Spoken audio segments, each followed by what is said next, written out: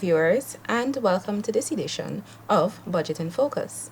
I am Melissa Gordon, and today we have the honor of speaking with the Honorable Prime Minister, Brigadier Retired Mark Phillips.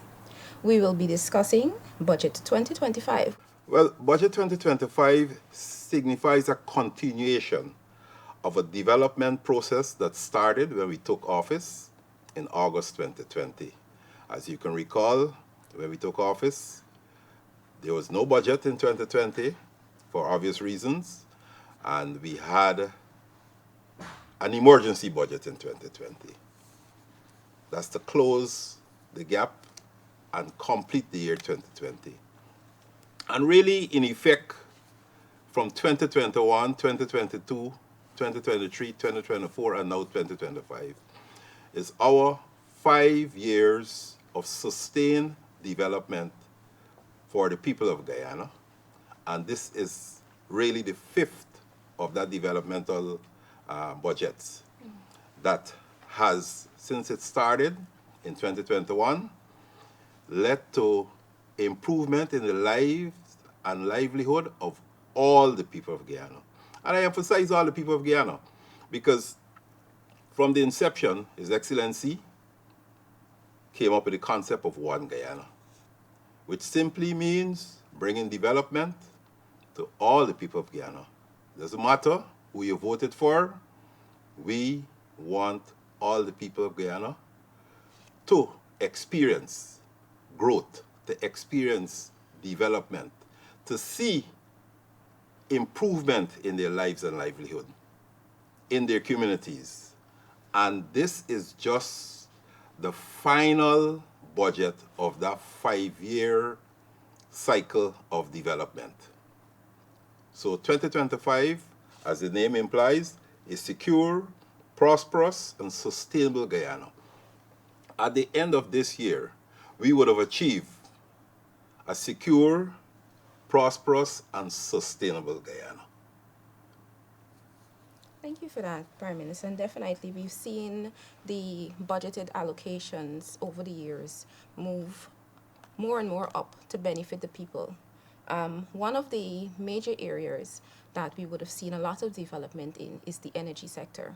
And in this budget, 2025, we've seen 88 billion allocated to further renewable energy transition and the expansion of that agenda. With the allocations to the gas to energy project, could you provide an overview of its strategic importance and what it means to the people of Guyana? I'm glad that you mentioned that. The gas to energy project is the biggest and perhaps the most transformative project embarked upon by any government in the history of Guyana. What will it do? We will have, by the end this year, before the end of this year, 300 megawatts of electricity from gas that will be utilized by all the people who live in the Demara-Borbis interconnected system. Simply put, from Parika to Molson Creek. You know, most of the population of Guyana live along that stretch, the Demara-Borbis interconnected system. So it means that we will now move to a situation where we will have adequate electricity to supply all the needs of the people of Guyana. And here I'm talking about household, commercial, and industrial needs. And later on, we can talk about gas to energy too. But this is the first and the most transformative project in Guyana. You know, everything starts with energy. Without energy, you cannot do anything. Okay? So, energy security will be realized by the gas to energy project. Now, yes, reliable electricity, sufficient electricity, but more than that, we made a promise to the people that with this project, we will cut, we will slash, we will reduce electricity costs by 50%. So it means, if you can go back, you recall that when we assumed office, we had one rate for electricity, and we made a decision that notwithstanding the rising fuel prices in the world, right, the effects of COVID, supply chain, issues, we will absorb, as a government, absorb the costs, those increased costs in electricity. So we have not increased the rates of electricity. What people are paying now is what they were paying pre-COVID-19. And to add on that, we designed, and now we are in the year where we will have the realization of the gas energy project. And with that project, the same people who benefited from not having to pay increased electricity will now have a further benefit, where the electricity rate will be cut by half of what they're paying now. Definitely a most commendable initiative by the government.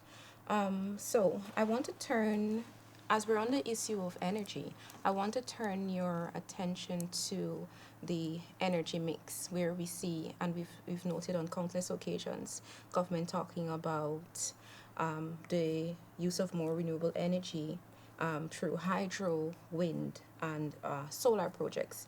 And through 2024, we've seen many of these projects come to a realization. Could you explain for me how these projects align with your long-term vision, and if you can elaborate on what people can expect in 2025 out of the allocations from this budget in terms of renewable energy and sustainable energy? Sometimes to answer a question like that, we have to go back a bit.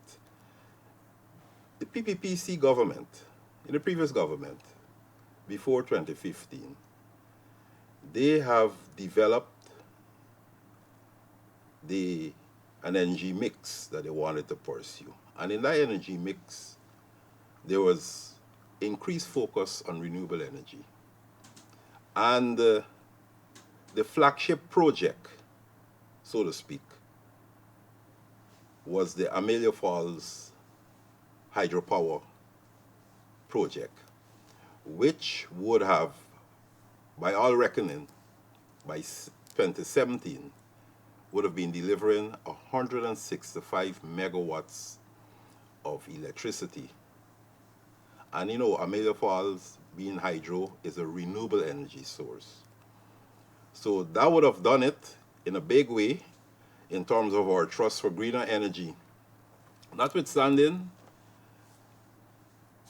our inability to pursue the Amelia Falls project, as you know, the opposition basically scuttled that project. So Amelia Falls is now on the table again, and based on the process in terms of request for proposal and evaluations being done now, Amelia Falls will be realized in the second development cycle. Because, we had to start over basically from scratch. Yes. But we're using the same location, we have the same studies. Anybody can pick it up, any investor can pick it up, study it, and submit a proposal, and that was done. The technical evaluation is being done now, and once it's completed, we will start the process of constructing Amelia Falls and delivering to the people, and by our reckoning, we can do that by 2029, latest 2030. Come back to the whole energy mix. What we have done, we have decided that we will follow an energy mix that will include renewable and non-renewable energy, in the sense that solar, hydro, and wind are renewable energy sources. We still have fossil fuel, we still have generators. In many communities, they have generators. And now we have gas. Every Guyanese would know by now that recently we have decided to bring the gas to shore and to convert it into electricity. And that is, in essence, a gas to energy project. We don't want to go into too much detail. That will give us the additional 300 megawatts of electricity that we talk about just now. That will be utilized through the Demerara Borbis interconnected system. Now, a lot of savings, tremendous savings, will come from that project. Now, that will help us to pursue the greater use of renewable energy. So we have started small, we're growing, and we're going to get bigger in terms of the implementation of renewable energy projects. You know, in 2024 alone, we had the commissioning of a 0.65 megawatt solar farm at Madhya. You know, and the beauty of that is that when we were commissioning that solar farm, you know, Madhya has now, yes, the 0.65 megawatt solar farm that we commissioned. They also had 2 generators to satisfy the needs of the people of Madhya. And when we were commissioning, the day when we were commissioning that solar farm, the entire Madhya was being powered by the 0.65 megawatt solar farm. And the generators were basically at rest. Of course, that would kick in the evening, in the night when the sun goes down, you know. And that is a success story because Madhya and many of the larger communities, Bartika, you know, but 2 years ago we commissioned a 1.5 megawatt solar farm at Bartika. Let them. About 2 years ago too, a 1 megawatt solar farm. And just last month in December, we commissioned a 0.7 megawatt hydro power plant at Mukumuku. You recall Mukumuku had hydro since in the 1970s. And due to some landslides and so, they stopped generating electricity sometime in 1999. And it took a number of years for us to reach the point where we reconstructed the hydro power system on the same facility, but it's now increased from 0.5 megawatts, right, to 0.7 megawatts.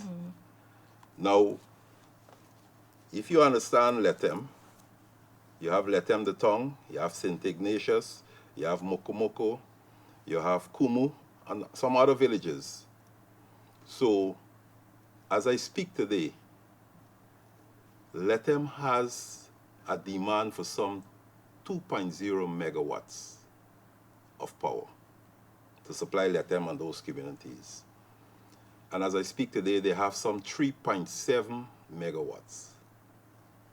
When you combine the power coming from the solar, the power coming from the hydro, and the 2 generators, 2 brand new generators that we recently bought for that area. And next month, they're going to have an additional 1.5 megawatts from the Kumu hydro power project. So Letem is a community that is now, you know, ready to experience tremendous growth in industry, because they have the additional power now to attract that growth. And when you go to many of the Amerindian hinterland communities, especially the larger communities, we have installed some 36 community solar projects that will power like the schools, the health center, you know, the police station, the police station there, a learning resource center, the village office, right? Any area that the community use or congregate, the community solar system provides power for that. And for any little cottage industry that is community oriented. So we've done 36 of that. We have another, this year we have another 6 that we'll be doing in Region 9 and Region 8, you know, and we had purchased 30,000 household solar system, which is basically a panel, a 165 watt panel. It comes with a battery, it comes with a fan, it comes with two LED lights and a charging port. And we have distributed that to 30,000 households in the hinterland, remote, riverine areas. That is such a popular program that the people, the community, right, they've requested more. So we have since purchased another 7,200 of those household solar systems to be distributed to other households that are still awaiting, some form of electricity. So that in effect is a case where we are utilizing renewable energy to bridge the energy divide. Those communities that are away from the Demar-Borbis interconnected system and therefore will not benefit from the gas energy project, what we will see is that more and more the savings will be utilized to deliver more renewable energy oriented projects throughout the hinterland where many of our people live. So they can rest assured that they will have electricity too as a result of the savings from the gas to energy. I mean, the scientists will tell you about carbon footprint. Gas is cheaper and it has a lower carbon footprint. So in all, Guyana will retain its leadership, its stewardship in environmental conservation and environmental security. So it's a balancing act. We're bringing development, we're increasing the energy available to our people, we're promoting more use of renewable energy, right? Solar and hydro especially, and we're bridging the energy divide for people, especially those people who live in the hinterland. Thank you, Prime Minister. I want to note too that many of the projects that you have talked about, they directly impact the people of Guyana. You also mentioned the fact that you commissioned recently, in 2024, a hydro project, which is the first of its kind, well, second, but given now in this time its necessity, could you, for me, because I know you a lot of times you're able to interact on a person-to-person, people-to-people basis with people in the community, the kids who are benefiting. Could you give us some of the feedback on how people feel about this diverse energy mix that we're pursuing? Well, first of all, people recognize that you have a government that did not make promises to them and not deliver on the promises. They now have energy. And coupled with that, another big one is ICT connectivity, another area that falls under the Prime Minister. So we've identified 253 communities throughout the hinterland and remote and riverine areas of Guyana. And we've already connected them with the low Earth orbiting device, right? Which means that they have better internet connectivity, right? 238 out of 253 are already connected. And the reason why those other communities were not connected is the inability to get to the community, and secondly, we have to build out some form of power source to power the device, which we're working on now. And in the first quarter of 2025, we will connect all those communities. So you have in the hinterland now, almost any village you go to, Amrian village, they have power, electrical power, both at the community solar system level and the household level. And they have the ICT hub or some school or some public place that is where the internet is there and they can connect. It means that the gold scholarship, because of that integration, because that itself is integration, they're now integrated into what is happening in the rest of Guyana. The gold scholarship can now be delivered to all these remote areas. They have electricity, they can spend hours in the house, all studying, right? And they have ICT connectivity where they can go and they can have access to the study material. They could download it on their devices. They don't have to stay there all the time, and then they could go home and open their devices and continue their studies. Just like people will do in Georgetown, you can now do that in the hinterland. And many of the young people, when I go there, they're thankful for, it may sound simple, but it's a big delivery by the government for them. Right? They have electricity and they have internet connectivity. And there's some of the bigger communities, some of the townships, where we still depend mainly on fossil fuel. Over the last year, we have essentially purchased new generators to ensure that there's electricity, there's reliable electricity at Kokwani, at Aichuni, at Linden. We purchase electricity at Linden from the company there and, transmit it, distribute it to the wider community. Port Kaituma, Matthews Ridge, Mabaruma, and I think I mentioned Madja before, right? All those communities, right? This money will be utilized to keep the lights on, to provide electricity to them. So not just the coast alone, but the hinterland communities.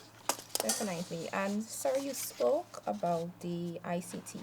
Now, I know that ICT has had from 2020 to now, and even going beyond, has had remarkable developments. You spoke to the LEO project. You spoke to many of the ICT hubs which have been constructed in these communities. But I also know under your office, there are facilities for training of persons in those communities. Can you elaborate more on those? And can we expect to see more of these trainings come 2025 and beyond?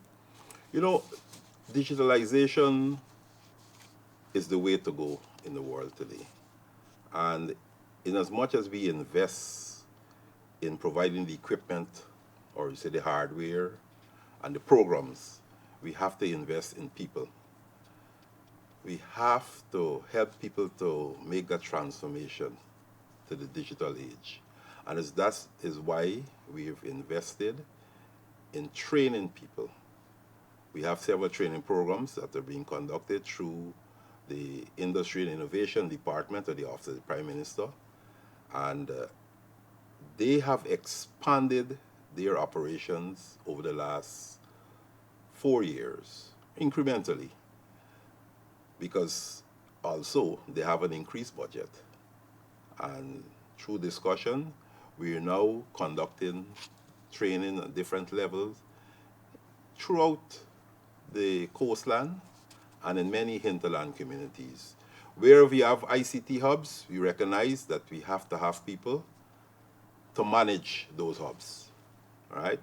We have to help the community to learn about ICT, right? To exist and to live and to thrive in the digital age. So we're conducting training both at the technician level and even at the basic level to just to sensitize people how to get on the internet, how to do searches, and to access information, At another level, through the NDMA, a lot of work is being done to provide government services more and more through the medium, through ICT. So what we have is digitalization that is taking place. We already have the legal framework. We passed the Open Data Act and many other legislations, data protection legislation, digital identity card, right? This is the year when we're going to be issuing out digital identification card for every Guyanese, right? You'll have the digital identification card so they can access more services, right, through the digital means. Okay, we have Safe City that has been expanded to Safe Country. So money is there in the budget, right, to install all the necessary surveillance devices, cameras, and so, right, to aid in crime fighting, right, to aid in providing a safer, more secure environment for our people, right, throughout the length and breadth of Guyana. Of course, we have focused on Georgetown.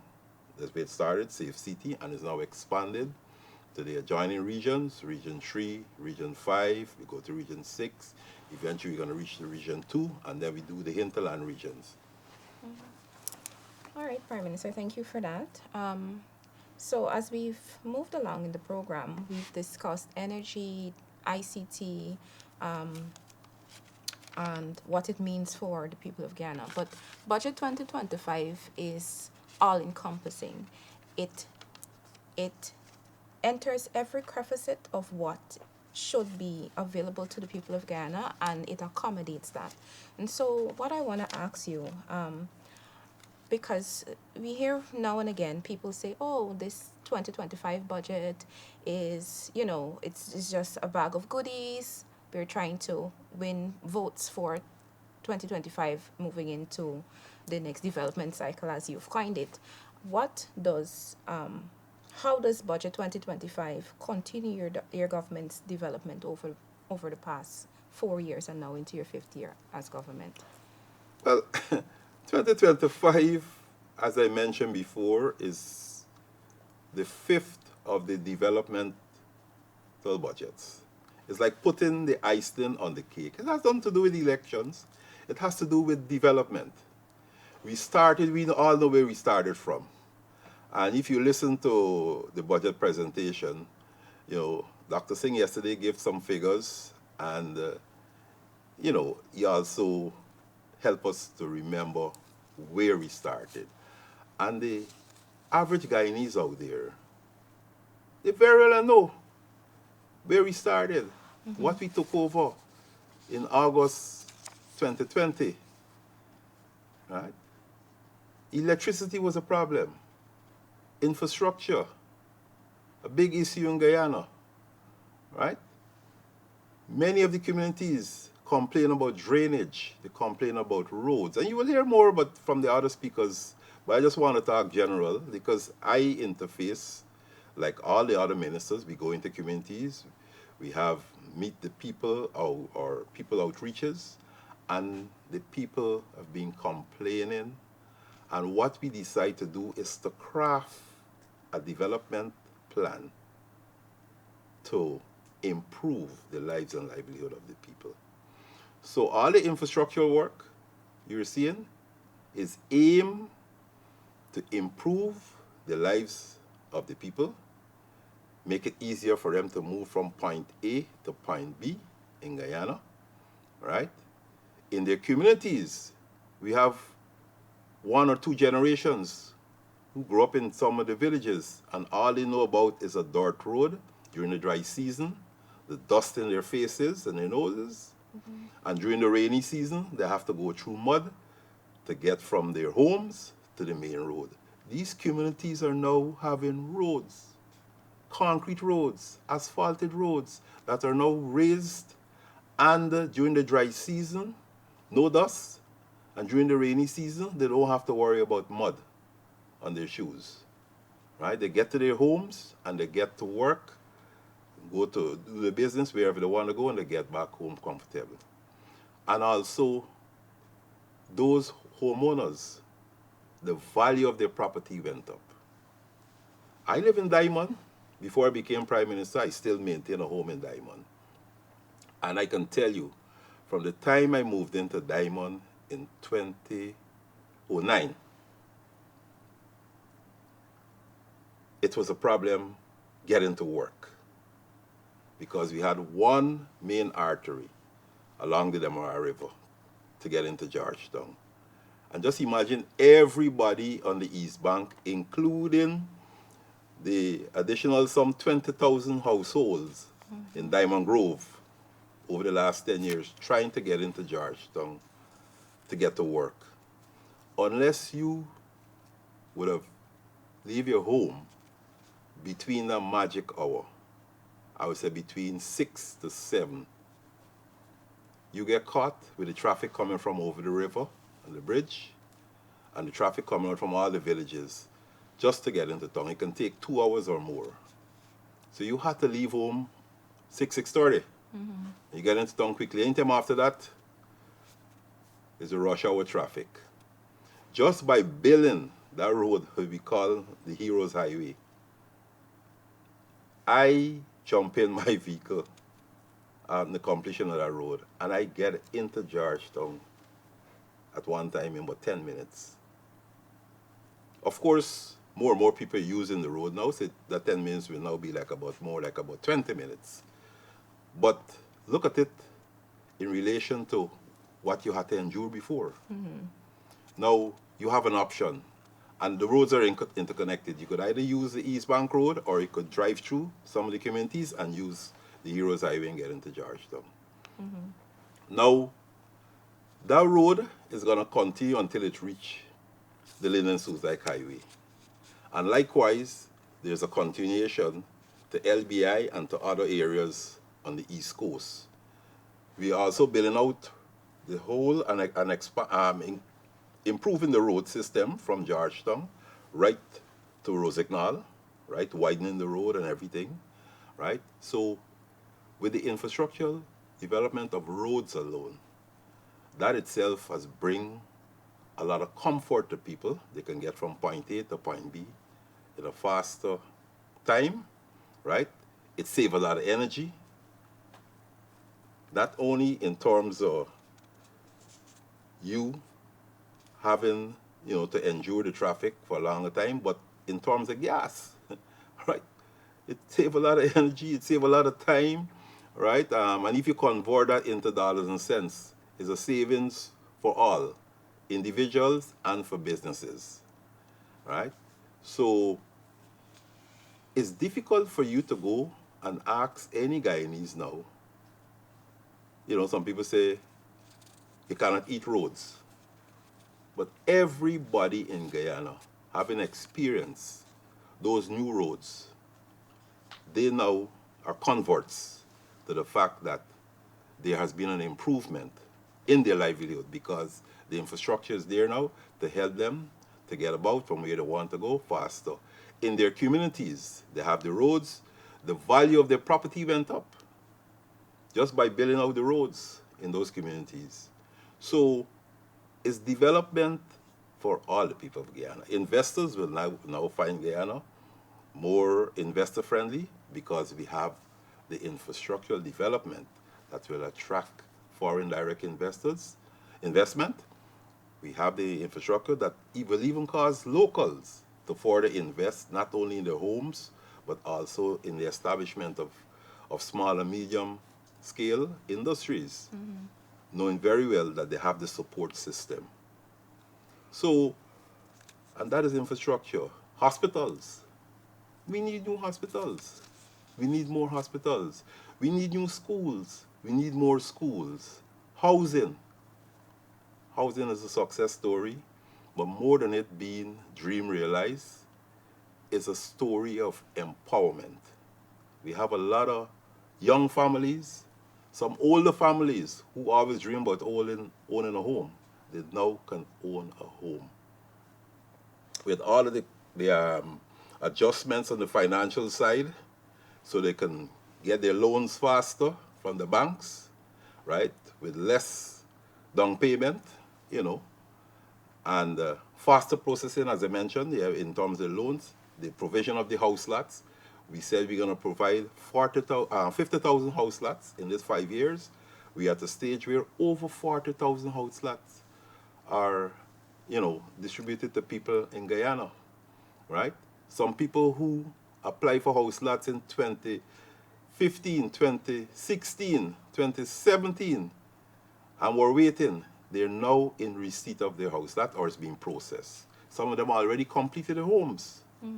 Squatters who are along the alignment for the road, right? Many of them now have their own title for their house, for their land, and they have their own homes before they were squatting. So that itself is a success story. Yes, you had a little uproar, and it was well videoed and circulated all around, right, by the detractors who wanted to send the wrong message. But what is on record is that we worked with those squatters and we moved them to a point where they're now legal home owners, and that is what we're about, bringing development to the people. You go to every community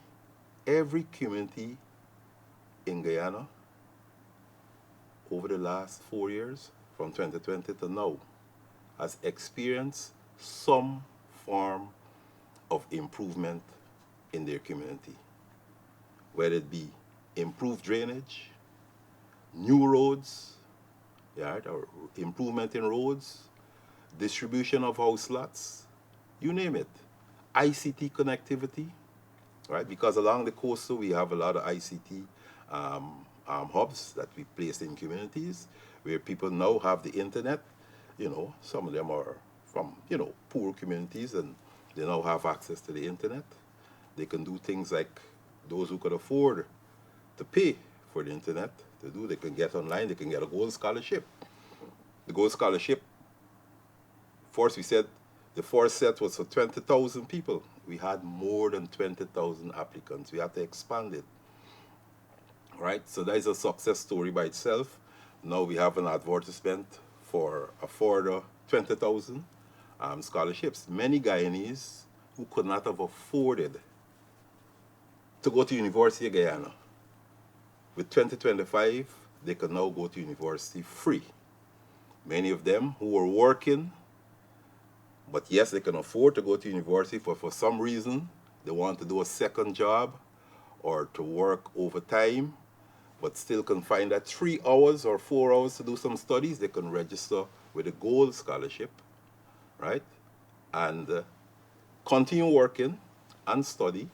And after a period of 2 years, 3 years, 4 years, get a certificate, get a diploma, get a degree, right? So what has happened with the 2025 budget?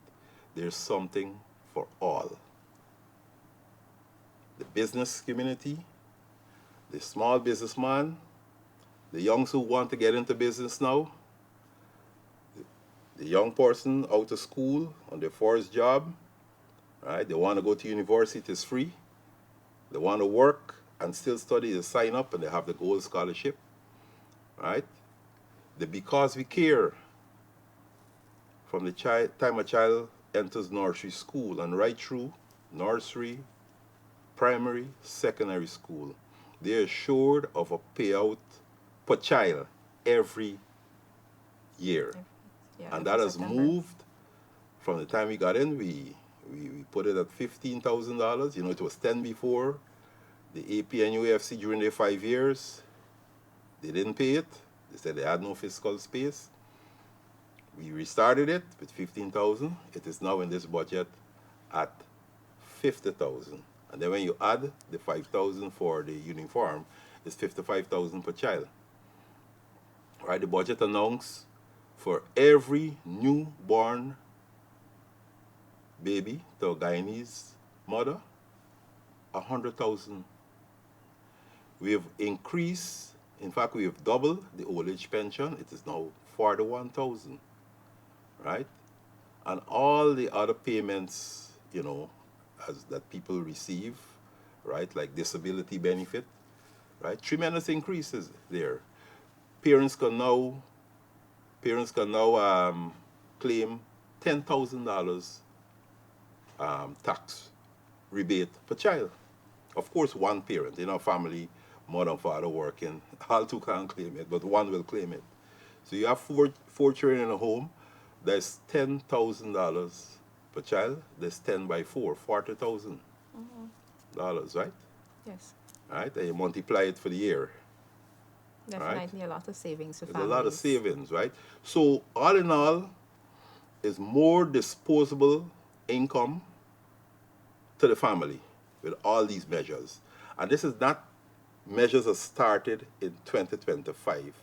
So anybody who would want to say this is because this is election year, They're just being disingenuous, so to speak, a nice word, right? Because these benefits, all these cash grants that you think about, with the exception of the 100,000, which was started last year, late last year, all of them started long before now, right? And of course, the one I talk about with the newborn baby. But then the government has taken some serious decisions, some serious measures were put in place to ease the burden on people. When we came into office, there were some 200 taxes and, fees and so that people were paying. And frankly speaking, it was a disincentive to business. It was a disincentive to people who wanted to work and earn an honest living. And we removed all. We even removed the tax on data, right? On cell phones and all these things and so, right? So what we have done from 2020 to now is reinvigorated by our measures, by our policies, the economy of Guyana, where people at all levels, the household, the disabled, the shut-ins, the commercial sector, the industrial sector, everybody has benefited and will continue to benefit. So as Guyana grow, as the economy grow, everybody will benefit and everybody will grow. Everybody will have an improved life and livelihood, and everybody will see and experience and feel development. And I want to use the term of feeling development. It's no longer seeing it. When you go there and talk to people, right, they're telling you that they're feeling this country is moving under this PPPC government. And frankly speaking, we and the people have started talking about the second development cycle, 2025 to 2030, because we have to sustain this development. And this budget talks about sustainable Guyana, Yes. right? A secure, a prosperous, and And sustainable Guyana. So what this budget is doing is just building on what was done before. So this is the icing on the cake for the first 5 years. And then we go through a next cycle, right, which will take development of the people to another level. Definitely, and based on everything that you've expressed, we definitely can see that development has moved from one level to the other from 2020 to now, and as we continue on to 2025. Prime Minister, just quickly as we close off, what can Guyanese what can Guyanese expect as we move from 2025 to beyond from a PPPC government? As I mentioned just now, from 2025 and beyond, it's for the development. 2025, you have gas to energy phase 2 will come on stream in 2025. Amelia Falls, well, from 2025 and beyond, it will come on stream. Amelia Falls will be delivered in the second budget cycle. But more than that, you have a government that will continue to design programs, right, that will continue to make policies to improve the lives and livelihoods of all the people of Guyana. There will be more housing development. There will be more infrastructural development. There will be more improvement in all aspects, in education, right? Any area that needs modernizing, we're committed to finding the financial resources and ensure that we lead there and ensure that the development of the people will continue, right? Digitalization. More and more government services will be online, right? We will realize that in 2025 and beyond. Whatever are the problems that we face, at the same time while we plan for the future, right, in the medium to long term, we're ready to make decisions to deal with the short-term or immediate problems that face the people, just like we did with electricity, right? in 2023, 2024, right, less than 1 year, we had more than 144 megawatts of power from 2 power ships, right, from the 28.9 megawatts at Columbia, right. We were forced to do this because we had a growth in demand for power, for electrical power in Guyana. Housing schemes, infrastructure development, industry, everybody demanding increased electrical power.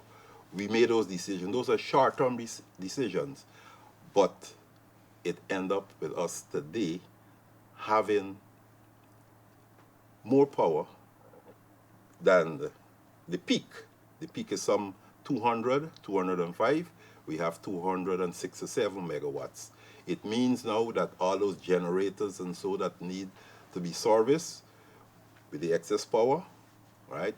We can now, in a systematic way, right, program them for service in and bring them back on stream, so we maintain reliable electricity, adequate electricity for the people of Guyana, while the medium to long-term programs kick in.